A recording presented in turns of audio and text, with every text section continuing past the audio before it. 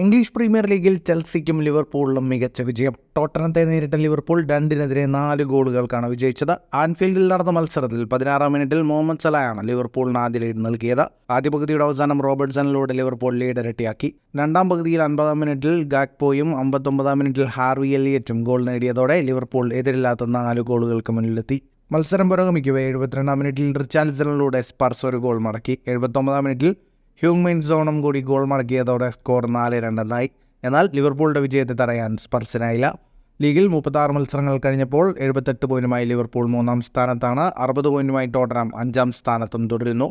മറ്റൊരു മത്സരത്തിൽ ചെൽസി എതിരില്ലാത്ത 5 ഗോളുകൾക്ക് വെസ്റ്റ് ഹാം യുണൈറ്റഡിനെ പരാജയപ്പെടുത്തി. സ്റ്റാംഫോർഡ് ബ്രിഡ്ജിൽ നടന്ന മത്സരത്തിൽ 15-ാം മിനിറ്റിൽ കോൾ പാൽമറാണ് ചെൽസിയുടെ ഗോൾ വേട്ടയ്ക്ക് തുടക്കം കുറിച്ചത്. 30-ാം മിനിറ്റിൽ കോണർ ഗലഗർ ലീഡ് ഇരട്ടിയാക്കി. 36-ാം മിനിറ്റിൽ മധുവയ്ക്ക് കൂടെ ഗോൾ നേടിയതോടെ ചെൽസി ആദ്യ പകുതിയിൽ 3 ഗോളുകൾക്ക് മുന്നിലെത്തി.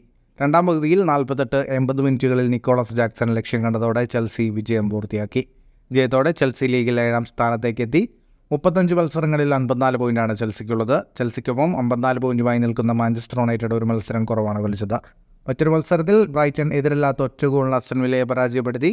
87-ാം മിനിറ്റിൽ യാവോ പെഡ്രോ ആണ് വിജയ ഗോൾ നേടിയത്. ലീഗിൽ 36 കളിയിൽ 67 പോയിന്റുമായി അസ്റ്റൺ വില്ല 4-ാമതും 35 കളിയിൽ 47 പോയിന്റോടെ ബ്രൈറ്റൺ 11-ാം സ്ഥാനത്തുമാണ്.